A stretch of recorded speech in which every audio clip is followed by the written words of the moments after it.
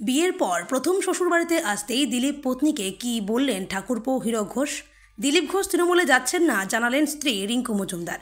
বিয়ের পর প্রথম ঝাড়গ্রাম জেলার গোপীবল্লভপুর 2 ব্লকের কুলিয়ানা গ্রামে শ্বশুরবাড়িতে এলেন দিলীপ ঘোষের স্ত্রী রিঙ্কু মজুমদার। সোমবার সন্ধ্যায় পরিবারের সদস্যদের সঙ্গে জমিয়ে আড্ডা দিতে দেখা গেল ঘোষ বাড়ির নববধূকে। সেই সঙ্গে দিলীপ ঘোষের তৃণমূলে যাওয়া প্রসঙ্গে স্ত্রী রিঙ্কু মজুমদার জানান তার স্বামী দিলীপ ঘোষ তৃণমূলে যাচ্ছেন না। নয়াগ্রাম ব্লকের দেউলবাড়, নৈহাট ও জামিরাপাল 3টি ফেরিঘাট পরিদর্শন করলেন ঝাড়গ্রাম জেলা পরিষদের শিক্ষা কর্মাধ্যক্ষ সুমন সাহ।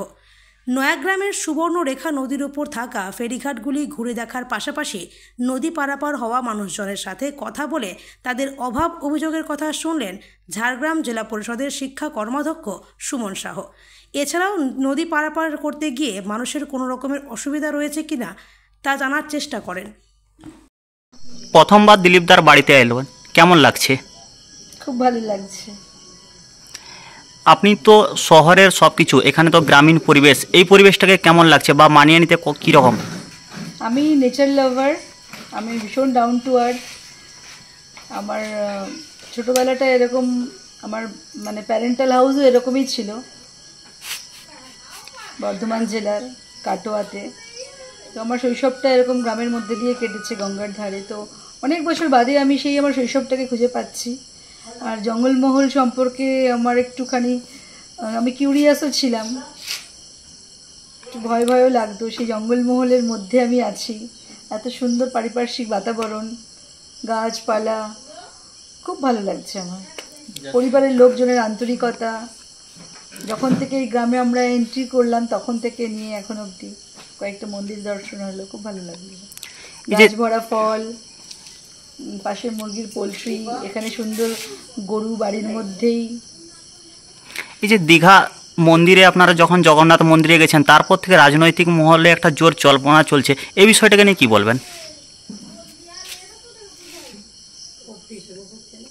এটা পার্টিকুলার কিছু কিছু মানুষের হয়তো ভুল ধারণাটা একটা বিভ্রান্তি তৈরি করা রাজনৈতিক মহলে। কিছু ব্যক্তির আমি জানি না, তো কারো কিছু ব্যক্তিগত হয়তো ইন্টেনশন আছে, ওনাকে কেউ হয়তো জেলাস করেন, তাই হয়তো এভাবে একটুখানি ব্যাপারটাকে। আগামীকাল বঙ্গ বিজেপির যে বৈঠক, সেখানেই দিলীপদাকে ডাকা হয়নি, এমনটাই কিন্তু সব জায়গায় জানা যাচ্ছে, এই বিষয়টাকে নিয়ে কী বলবেন? উনি তো এখন কোনো পোর্টফোলিও হোল্ড করছেন না পার্টির, তো কখনো কখনো ডাকেন, তো তখন তো জানতো উনি। যেমন এই অ্যাক্টিভ মেম্বারশিপ ক্যাম্পেইনের জন্য ওনাকে বলেছিলেন, তো উনি গেছেন অনেক জায়গায়, ক্যাম্পেইন করেছেন, কাজ করেছেন। শেষ প্রশ্ন, দিলীপদা কি তৃণমূলে যাচ্ছেন, যেটা রাজনৈতিক মহলে এই মুহূর্তে চর্চার বিষয় হয়ে দাঁড়িয়েছেন? কোনো দিনই না, এটা কোনো দিনও সম্ভব না। Thank you. বিয়ের পরে প্রথমবার দিলীপদা এবং বৌদি বাড়িতে এলো, কেমন লাগছে? আনন্দ লাগছে, ভালোই লাগছে, সবাই মিলেমিশে আনন্দ করলাম। বৌদি তো শহরের, আপনারা তো এই গ্রামীণ পরিবেশ, মানিয়ে নিতে কেমন অসুবিধা বা কিছু হচ্ছে? আমাদের অসুবিধার কী আছে? আমাদের তো সব শহরে আত্মীয় স্বজন, সবাই। কোন শহরে নেই আমাদের আত্মীয় স্বজন? ঘরের ছেলেরাও তো সব শহরে থাকে। প্রথমবার দিলীপদা বৌদি এলো, সকাল থেকে কীভাবে দিনটা কাটলো?